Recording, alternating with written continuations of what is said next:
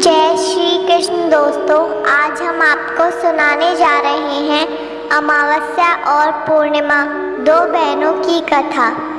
पौराणिक कथाओं के अनुसार एक राजा और एक रानी थे। उनके दो लड़कियां और दो लड़के थे। एक लड़की का नाम पूर्णिमा और दूसरी लड़की का नाम अमावस्या था।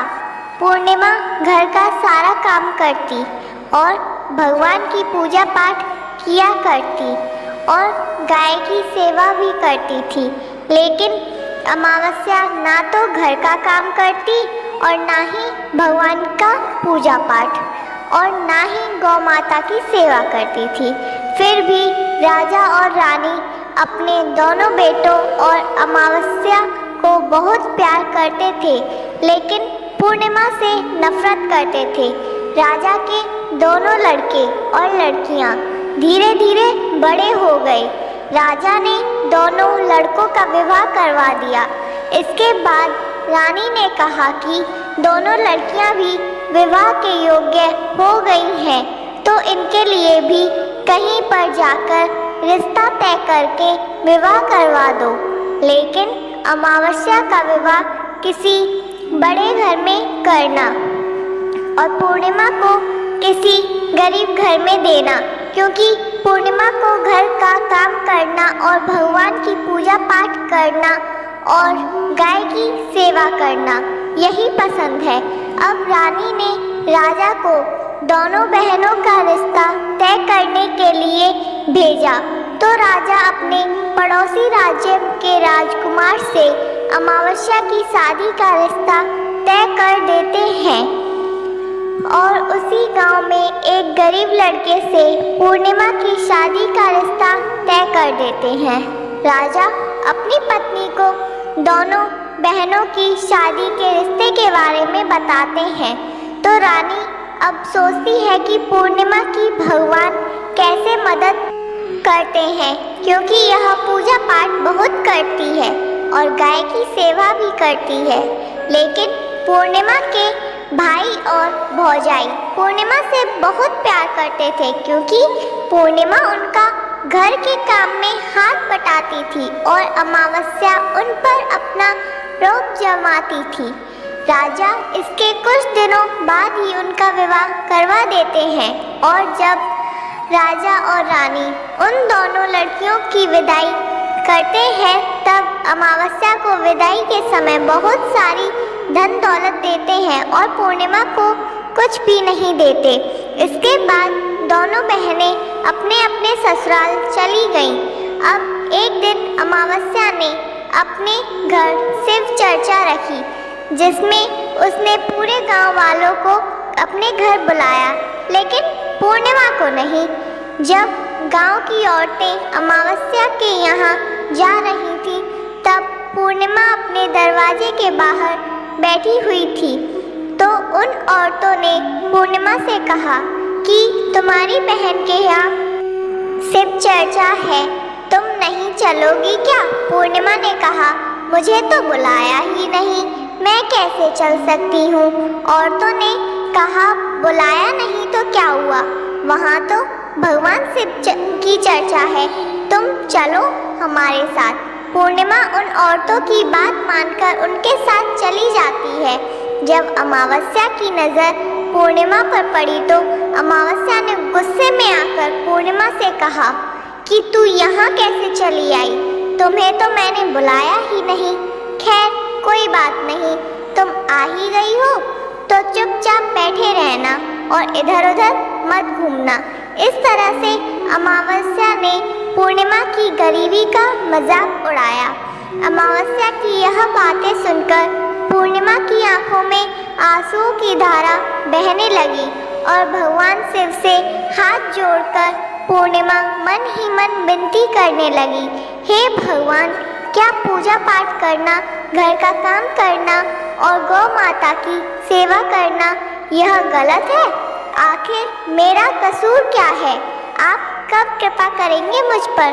पूर्णिमा बराबर भगवान से यही प्रार्थना करती रही, जितने में शिव चर्चा पूरी हो गई। अब अमावस्या भगवान का प्रसाद बांटने लगी तो उसने सबको भगवान का प्रसाद दिया, लेकिन पूर्णिमा को नहीं दिया। पूर्णिमा बिना प्रसाद के ही घर लौटने लगी तो रास्ते में उसने सोचा कि बच्चे प्रसाद मांगेंगे तो मैं उन्हें क्या दूंगी।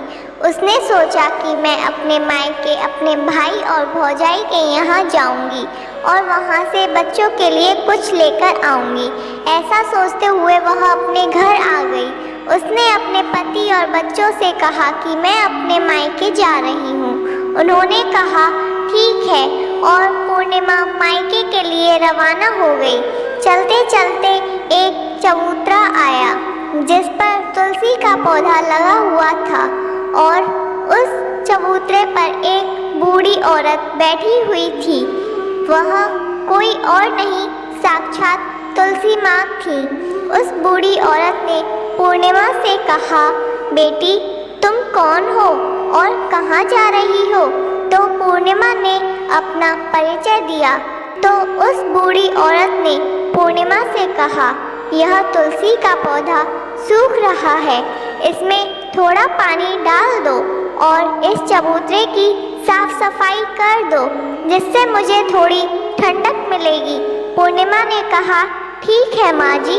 उसने तुलसी में पानी डाला, चबूतरे की साफ सफाई की और उस बूढ़ी औरत को भी नहला दिया, उसके पैर दबाए और कहा और क्या काम है माँ जी? उसने कहा कुछ नहीं, अब तुम जाओ और वापस आते समय मुझसे मिलकर जाना। पूर्णिमा ने कहा ठीक है माँ जी और वह वहाँ से रवाना हुई। तो चलते चलते आगे एक शिव मंदिर आया। वहाँ पर भी एक बूढ़े बाबा मिले जो चबूतरे पर बैठे हुए थे। वह कोई और नहीं, साक्षात भगवान महादेव थे। उन्होंने पूर्णिमा से कहा, बेटी तुम कौन हो और कहाँ जा रही हो? पूर्णिमा ने अपना परिचय दिया। फिर उस बूढ़े बाबा ने कहा, इस चबूतरे और मंदिर की साफ सफाई कर दो बेटी। पूर्णिमा ने कहा ठीक है बाबा और उसने चबूतरे और मंदिर की साफ सफाई की और पूजा पाठ की और उस बूढ़े बाबा को भी नहला दिया और कहा और क्या काम है बाबा? उस बूढ़े बाबा ने कहा और कुछ नहीं बेटी, अब तुम जाओ और वापस आते समय मुझसे मिलकर जाना। पूर्णिमा ने कहा ठीक है बाबा और कहा वह वहाँ से रवाना हो गई और आगे चलते चलते काली माँ का मंदिर मिला। वहाँ भी एक बूढ़ी औरत चबूतरे पर बैठी हुई थी। उस बूढ़ी औरत ने पूर्णिमा से कहा, तुम कौन हो बेटी और कहाँ जा रही हो? पूर्णिमा ने अपना परिचय दिया। तब उस बूढ़ी औरत ने पूर्णिमा से कहा, बेटी यहाँ सब पूजा पाठ करने तो आते हैं लेकिन मंदिर की साफ सफाई कोई नहीं करता, इसलिए इस चबूतरे और मंदिर की साफ सफाई कर दो। पूर्णिमा ने कहा ठीक है माँ जी। तब पूर्णिमा ने मंदिर और चबूतरे की साफ सफाई की और पूजा पाठ किया और माता का श्रृंगार किया और उस बूढ़ी औरत को नहला दिया और बूढ़ी औरत के पैर दबाए। पूर्णिमा ने कहा और क्या काम है माँ जी? माँ जी तब तक उस औरत ने कहा कुछ नहीं, अब तुम जाओ और वापस आते समय मुझसे मिलकर जाना। तब पूर्णिमा ने कहा ठीक है। इसके बाद वो वहाँ से रवाना हुई और थोड़ा आगे चलते चलते एक नदी आई। नदी के किनारे भी एक बूढ़ी औरत बैठी हुई थी। वह साक्षात गंगा मैया थी। उस बूढ़ी औरत ने कहा, तुम कौन हो बेटी और कहाँ जा रही हो? पूर्णिमा ने अपना परिचय दिया। इसके बाद उस बूढ़ी औरत ने पूर्णिमा से कहा, इस नदी पर स्नान करने तो सब आते हैं लेकिन यहाँ कोई साफ सफाई नहीं करता, इसलिए तुम इस किनारे पर साफ सफाई कर दो। पूर्णिमा ने कहा ठीक है माँ जी। पूर्णिमा ने वहाँ पर साफ सफाई की और उस बूढ़ी औरत के पैर दबाए और कहा और क्या काम है? उस बूढ़ी औरत ने कहा कुछ नहीं बेटी, अब तुम जाओ और वापस आते समय मुझसे मिलकर जाना। इसके बाद पूर्णिमा नाव में चढ़ने लगी तो नाव फूलों से सजी हुई थी। वह नाव में बैठकर नदी के दूसरे किनारे पर उतर गई। इसके बाद वह अपने पीहर में पहुंच गई। वहां पर पूर्णिमा के भाई भौजाइयों ने उसे देखा तो वो बहुत खुश हुए और उन्होंने पूर्णिमा की बहुत खातिरदारी की और खूब सारी बातें करते रहे और कहा कि बच्चों को भी साथ लेकर आती। इसके बाद सब खाना खाकर सो जाते हैं और सुबह जब पूर्णिमा ने अपने ससुराल जाने के लिए कहा तो भाभियों ने उसे एक लाल साड़ी दी और एक थैले में बच्चों के लिए कपड़े और खाने पीने के लिए कुछ सामान रख दिए और कहा कि तुम बहुत दिनों बाद आती हो, जल्दी जल्दी आया करो। पूर्णिमा ने कहा ठीक है। इसके बाद पूर्णिमा की भाभियों ने पूर्णिमा को हाथ में थैला दिया और कहा कि जाओ और वापस जल्दी आना। इसके बाद पूर्णिमा वहाँ से रवाना हुई और उसी नदी के किनारे पर पहुँच गई। नाव में बैठकर नदी के दूसरे किनारे पर उतर गई। वहाँ पर उतरने के बाद पूर्णिमा को वही बूढ़ी माँ मिली जो साक्षात गंगा मैया थी। उस बूढ़ी माँ ने कहा, आ गई बेटी? पूर्णिमा ने कहा, हाँ मैं आ गई। तो उस बूढ़ी माँ ने पूर्णिमा को एक थैला दिया और कहा कि इसे तुम अपने घर ले जाकर ही खोलना। पूर्णिमा ने कहा, ठीक है माँ जी। पूर्णिमा के पास 2 थैले हो गए। उन्हें लेकर वह वहाँ से रवाना हुई। पूर्णिमा अब आगे चली तो वही काली माँ का मंदिर आया। वहाँ भी काली माँ बूढ़ी माँ के रूप में बैठी हुई थी। उन्होंने कहा, आ गई बेटी? पूर्णिमा ने कहा, हाँ माँ जी मैं आ गई। तो काली माँ ने भी एक थैला दिया और कहा कि इसे घर ले जाकर ही खोलना। पूर्णिमा ने कहा, ठीक है माँ जी। माँ जी और अब पूर्णिमा के पास 3 थैले हो गए। पूर्णिमा ने एक थैला सिर पर लिया और एक एक हाथ में ले लिया और वह वहाँ से रवाना हुई। आगे चली तो आगे वही भगवान शिव का मंदिर आया। वहाँ पर भगवान शिव बूढ़े बाबा के रूप में बैठे हुए थे। तो उन्होंने कहा, बेटी आ गई? तो पूर्णिमा ने कहा, हाँ बाबा मैं आ गई। तो उस बूढ़े बाबा ने भी पूर्णिमा को एक थैला दिया और कहा कि इसे अपने घर ले जाकर ही खोलना। पूर्णिमा ने कहा, ठीक है बाबा। अब पूर्णिमा के पास 4 थैले हो गए। अब पूर्णिमा भला वो कैसे अकेली 4 थैलों को संभालती, इसलिए उसने पुरानी साड़ी निकाली और उन 4 थैलों को साड़ी में इकट्ठा बांध लिया और अब पूर्णिमा वहाँ से रवाना हुई और थोड़ा आगे चली तो वही तुलसी माँ बूढ़ी औरत के रूप में बैठी हुई मिली। उसने पूर्णिमा से कहा, आ गई हो बेटी? तो पूर्णिमा ने कहा, हाँ माँ जी मैं आ गई। तो तुलसी माँ ने भी पूर्णिमा को एक थैला दिया और कहा कि इसे घर ले जाकर ही खोलना। पूर्णिमा ने कहा, ठीक है माँ जी। अब पूर्णिमा के पास 5 थैले हो गए। पूर्णिमा वहाँ से रवाना हुई और सीधे अपने घर आ गई। पूर्णिमा ने थैलों को नीचे रखा और सबसे पहले अपने मायके का थैला खोलकर देखने लगी। उसमें बच्चों के लिए अच्छे अच्छे कपड़े और बच्चों के खाने पीने की चीज़ें और कुछ गहने थे। पूर्णिमा ने अपने बच्चों को वो नए नए कपड़े दिए और खाने पीने की चीज़ें दी तो बच्चे बहुत खुश हुए। अब पूर्णिमा ने दूसरा थैला खोला जो उसे गंगा माँ ने दिया था। उसमें सोना और चांदी भरा हुआ था। अब पूर्णिमा ने तीसरा थैला खोला जो उसे काली माँ ने दिया था।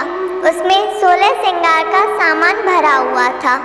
अब पूर्णिमा ने चौथा थैला खोला जो भगवान शिव ने उसे दिया था।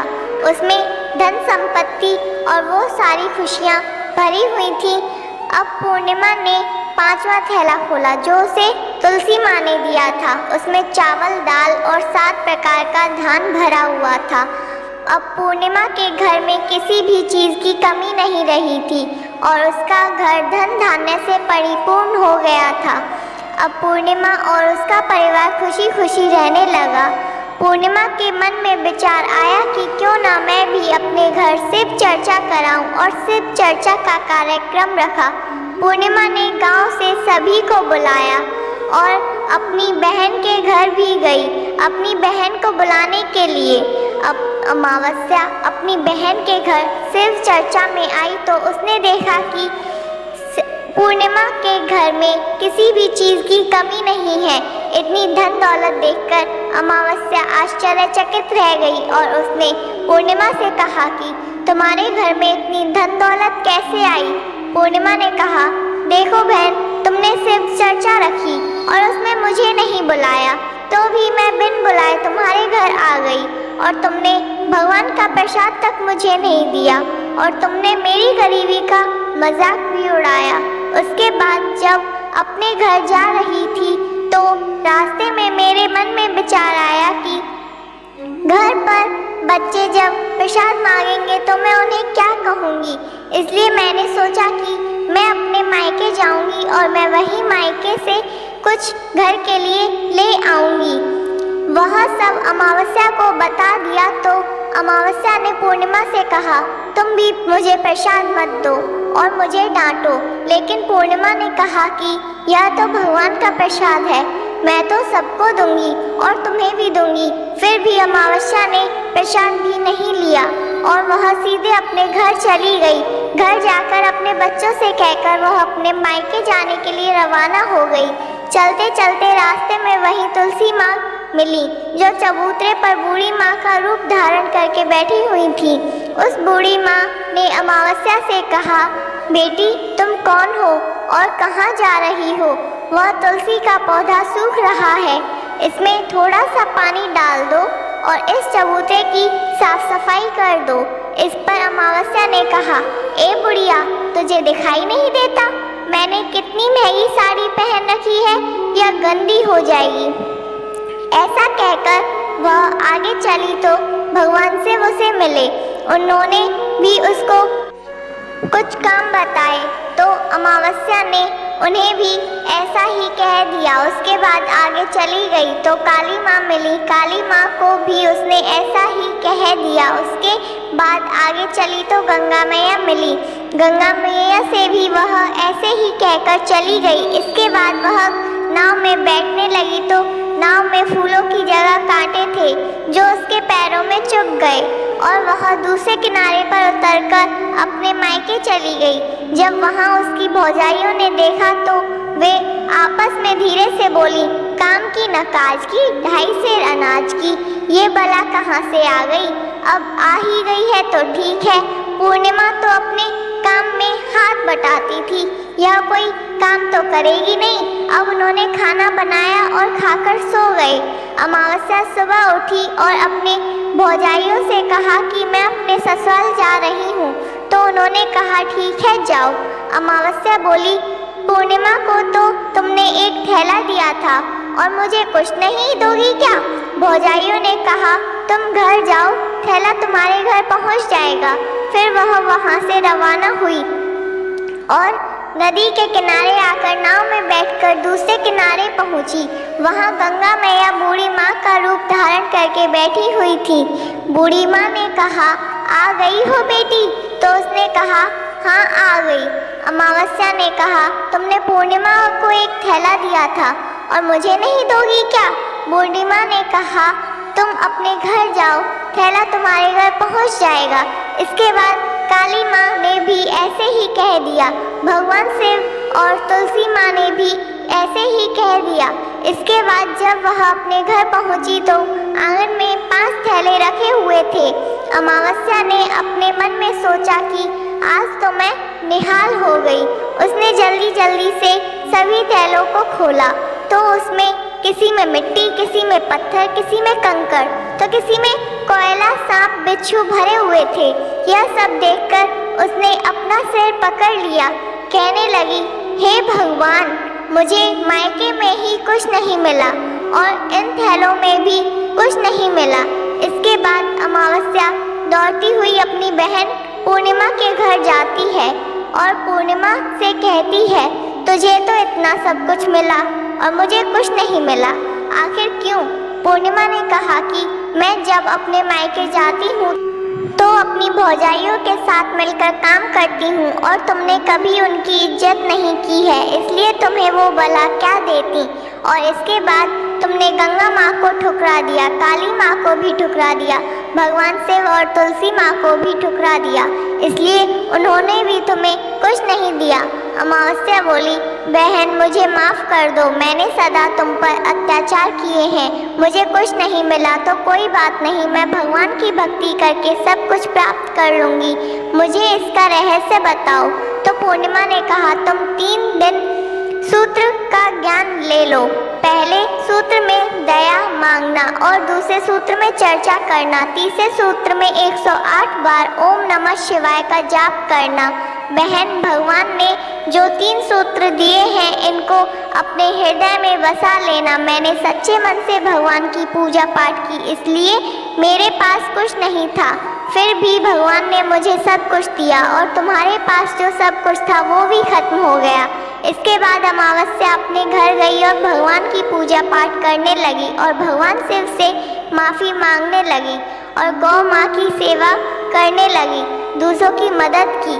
वीडियो अगर पसंद आया हो तो वीडियो को लाइक करें और चैनल को सब्सक्राइब करके बेल आइकन दबा दें। वीडियो को अपने दोस्तों के साथ शेयर करें। धन्यवाद। जय श्री कृष्ण।